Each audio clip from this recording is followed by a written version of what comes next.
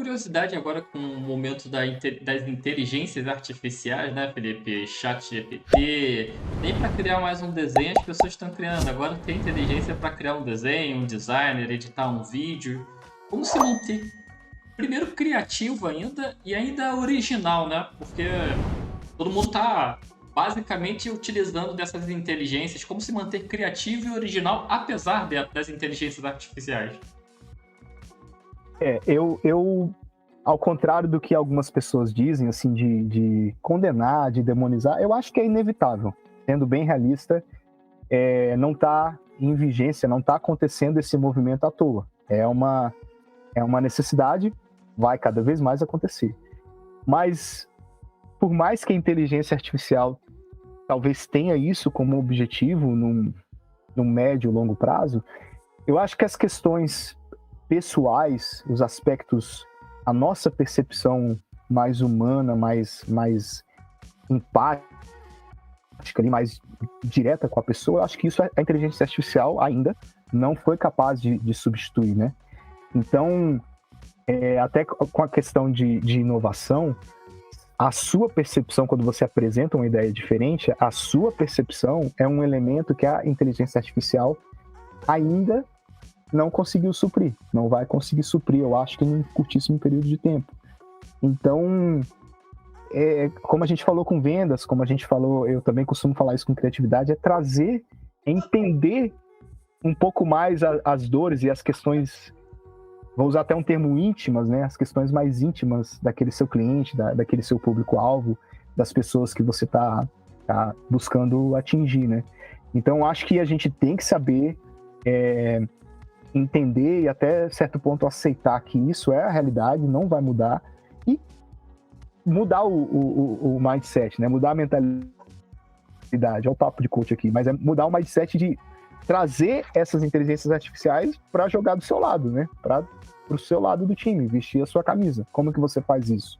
Talvez implementando um recurso que otimize o atendimento ao seu público, que faça aquele primeiro approach, aquela primeira abordagem, e ali no segundo momento você trata de maneira mais pessoal, né? Não sei, estou falando uma situação hipotética, mas ao invés da gente perder energia em não aceitar e demonizar, a gente tem que tentar entender como uma tendência e trazer isso de uma maneira em prol, né, do seu objetivo. Eu acho que a sua visão é perfeita, Felipe. Nos dias atuais, talvez assim, essa nossa visão, eu concordo.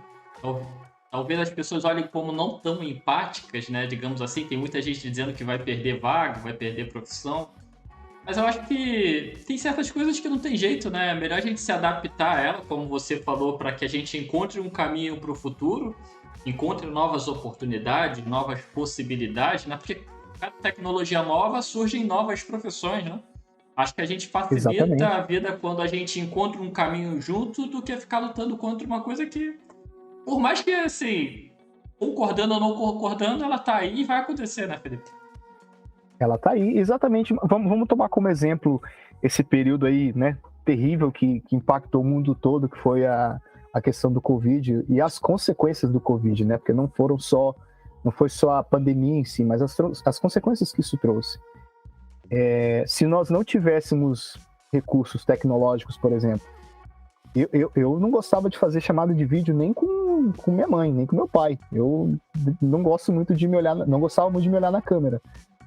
Talvez se eu não tivesse, entre aspas, né, uma circunstância que não tinha como escapar, a gente trabalhou aqui, a Nova Zelândia decretou lockdown mais restrito, foi um dos mais restritos do mundo, né? Fechou por completo. Então, assim, se eu não tivesse aceitado essa realidade, bom, agora é Zoom, Microsoft Teams, Video Call, é o que a gente tem, vamos tentar se adaptar. Talvez eu nem me sentiria confiante o suficiente para estar fazendo essa nossa reunião que está acontecendo aqui. E olha, né, o quão adaptado com a ferramenta você está, o quão adaptado com a ferramenta eu estou. Você tem mais experiência, claro, por ser mediador, mas a gente troca experiências, você entende, você compartilha, você dá dica. É uma ferramenta que você domina e que hoje talvez é uma das principais ferramentas do seu trabalho hoje, né? Do que você se propõe a fazer do podcast. Mas a gente foi meio que forçado a, né, engolir goela abaixo e aceitar. Bom, agora vai ser video call.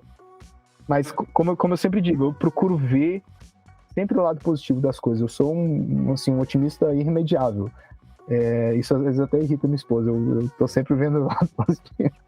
Mas eu acho que isso é muito bom, porque pensa, como você deu o exemplo da pandemia, o como abriu os nossos olhos que o mundo não é só mais a nossa caixa, né?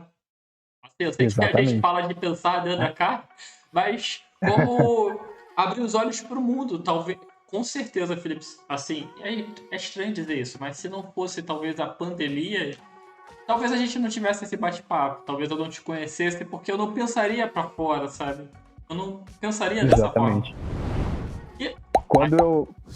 Desculpa, Vai. quando eu vi até a questão da produção de conteúdo no LinkedIn, isso foi exatamente nesse momento ali, porque eu falei, bom, essa ferramenta vai ser essencial para a gente estabelecer conexões. E esse convite surgiu da conexão ali no LinkedIn, né? Você encontrou e surgiu o convite, então é muito bom a gente pensar dessa maneira, né? Ser desafiado a pensar de maneiras diferentes, mesmo que vindo de circunstâncias não tão positivas assim, né?